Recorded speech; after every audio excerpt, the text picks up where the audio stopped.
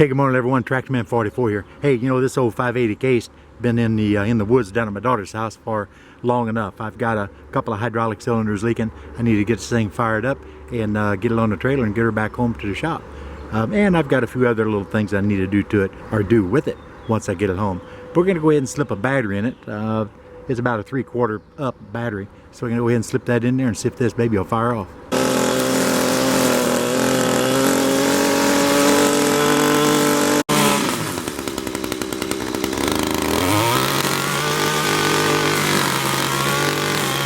Well, just getting the weeds out from around it makes it look a whole lot better. But man, I got a rat's nest in the seat. It's chewed the heck out of a foam, and also I got some kind of a varmint nest up on top of the number 4 cylinder. So I got to clean that stuff up before I ever stick the key in the ignition. Put about 2 gallons of fresh fuel in it, and I'll go ahead and see if solenoid will pull in. It ought to fire up, but it's always a guess whenever they set for a long time. Now these guys here, remember, they don't have a neutral switch, but they have a start position, and that start position actually completes the circuit to the solenoid. So you have to make sure you're in neutral number 1 and then in the start position with a shift lever. And this one, instead of having just a key switch, has got a key switch and a starter button, just like the old cars and trucks.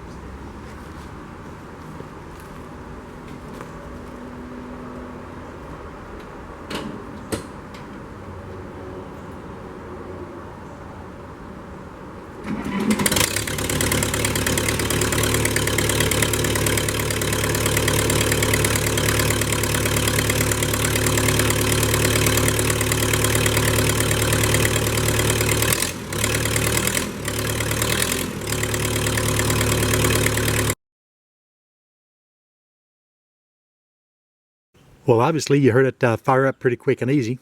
This thing has always been a very good starter for some reason, but I think those 188Ds and in those cases have a tendency to have that reputation. I understand. Now, normally I don't haul this on a deckover trailer like this guy right here.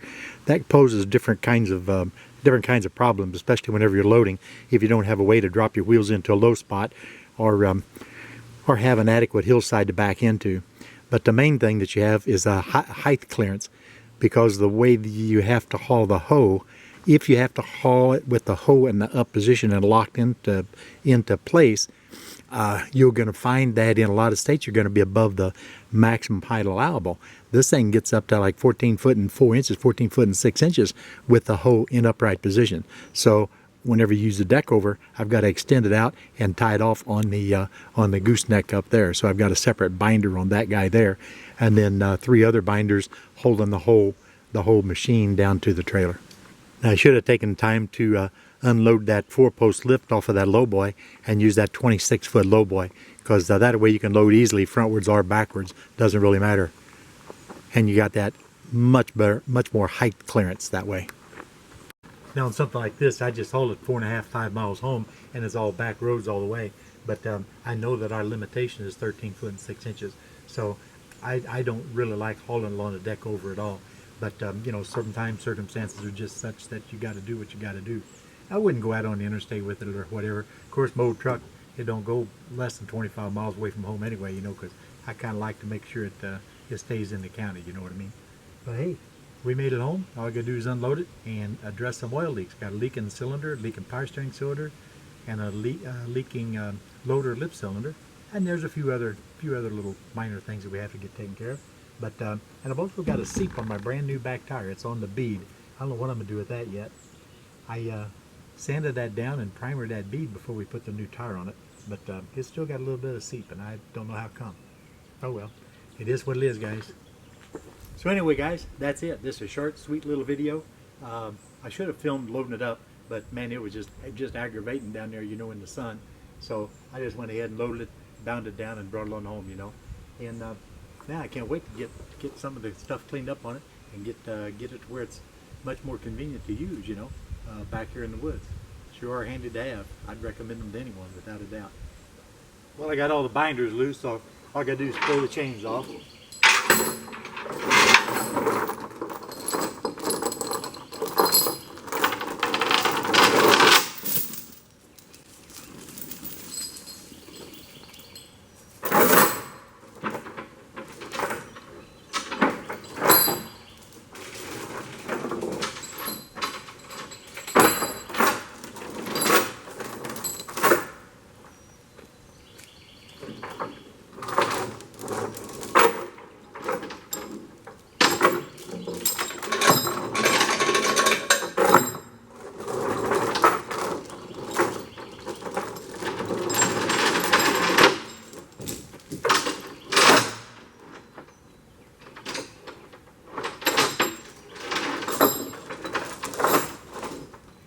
Hey, there's one thing I'd like to bring to your attention whenever you're loading or unloading. Now, this is not for the old seasoned guys. These are for the young fellas that are probably just new to compact tractors or old farm tractors or whatever. A lot of it's just common sense, but there's a lot of times people just don't realize it. And I can tell you about the evils of not thinking, and you'll find out real quick your error of your ways whenever you don't spend the time thinking about it ahead of time. Now, this area here is level enough to where you don't have to worry about it. But if you're loading or unloading and your truck and trailer is heading downhill, you need to make sure you take every precaution to make sure when you get the weight of the tractor or the machine on the back end behind your axle, it doesn't have a tendency to bear down on the back end, raise up on the front end, and remove the weight of the truck's rear wheels on the pavement. Because if that happens to you and you're on a hillside, you can actually pick it up enough where it breaks traction and the truck just rolls right away with you guys hanging right off the back end, dragging your ramps and maybe the front of your tractor completely off of it or whatever. And it creates a very dangerous situation. So this is just a word, you know, to the younger people that don't have that experience. And it doesn't matter how big the tractor is, because you could have a small truck, you know, or a light duty truck, a F-150 or a 100 Dodge, or, you know, old Dodge or whatever, and just be light in the back end.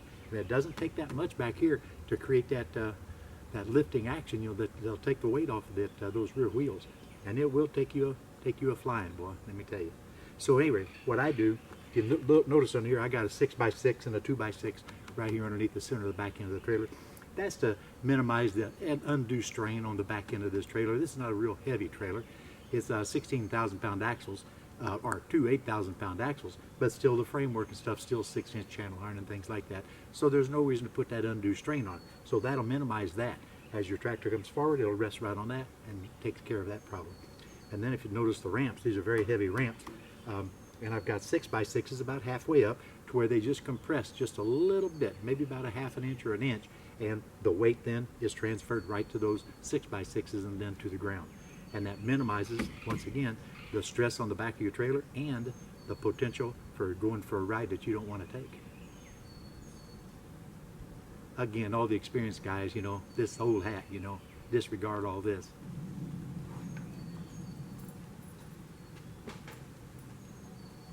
First order of business, I got to raise the hole and bring the bucket in. I keep forgetting that battery terminal. I always take one terminal off the battery just to make sure there's nothing that causes a drain, you know. Because sometimes when he's set out in the woods, you get chipmunks, you get mice, or rats, whatever, you know. They'll go ahead and build a nest up there and they'll chew on your wiring, and you can get a battery drain, and that gives you a problem too.